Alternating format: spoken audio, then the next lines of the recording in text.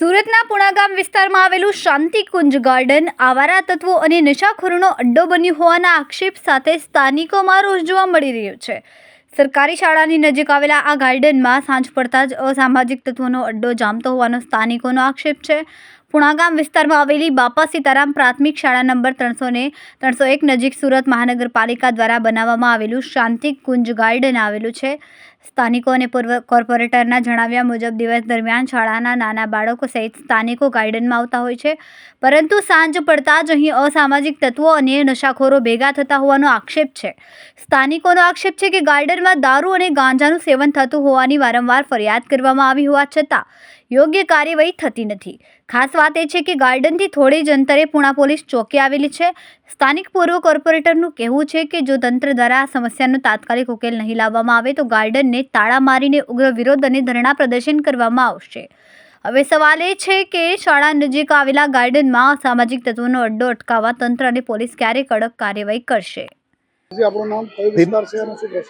દિનેશભાઈ સાવલિયા, આ પુણા વિસ્તાર છે અને અહીંયા જે પુણા ગામ છે એમાં જે સ્કૂલો આવેલી છે પ્રાથમિક શાળા અને એની બાજુમાં શાંતિકુંજ બનાવવામાં આવેલ છે।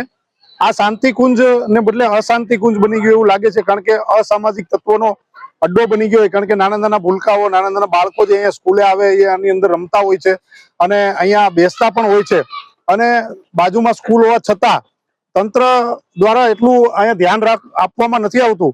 કારણ કે અહીંયા વારંવાર જ્યારે અમે મુલાકાત લઈએ છીએ ત્યારે કંઈક ને કંઈક અહીંથી આજુબાજુના જે રહેવાસીઓ છે એમના દ્વારા અહીંયા અમને ફરિયાદ આપવામાં આવે કે સાંજના સમયે આ શાંતિકુંજને બદલે અશાંતિકુંજ બની જાય છે। અને 1 મહિના પહેલા અમે કમિશનર શ્રી અને ઝોનમાં પણ અમે લેખિતમાં રજૂઆત કરેલી છે કે આની જાળવણી કરો અને બરાબર આનું યોગ્ય જે સમસ્યાઓ છે એનું નિરાકરણ આવે, પણ વખતો વખત રજૂઆત છતાં એનું નિરાકરણ આવતું નથી। અને અહીંયા જે માદક દ્રવ્યો હોય છે જેમનું પણ અહીંયા શાંતિકુંજની અંદર એનું સેવન કરવામાં આવે છે।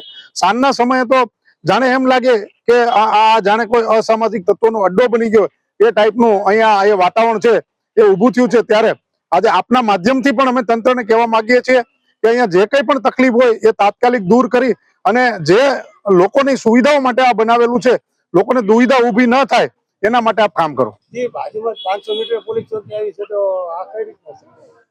વખતો વખત આપ મીડિયાના માધ્યમથી અમે અહીંયા મુલાકાત લીધી છે અને દરેક વખતે આ જે છે એ સમસ્યા ઠેરની ઠેર રહી છે। છેલ્લા 2 વર્ષની અંદર તો આ નરકાગાર સ્થિતિમાં હોય એવું આ શાંતિકુંજ બની ગયું છે। આપની વાત સાચી છે કે અહીંયા પોલીસ ચોકી પણ નજીકમાં હોય, પણ હું ત્યાં સુધી કહીશ કે આ અસામાજિક તત્વોને હવે કોઈનો ડર જ નથી રહ્યો। એટલે પોલીસ છે એ પોલીસ એમનું કામ કરતી હોય છે, પણ જ્યારે કોઈનો ડર ન રહ્યો હોય ત્યારે આ પરિસ્થિતિ ઊભી થાય। કેમેરામેન સેનલ વિરાણી સાથે વિશાલ છેઠા, માનવ પ્રભા ન્યૂઝ, સુરત। અમારા વિડીયોની નવી અપડેટ મેળવવા માટે સબસ્ક્રાઇબ કરો માનવ પ્રભા ન્યૂઝ ચેનલને, બેલ આઇકન ક્લિક કરો લેટેસ્ટ વિડીયો સૌથી પહેલા મેળવવા માટે।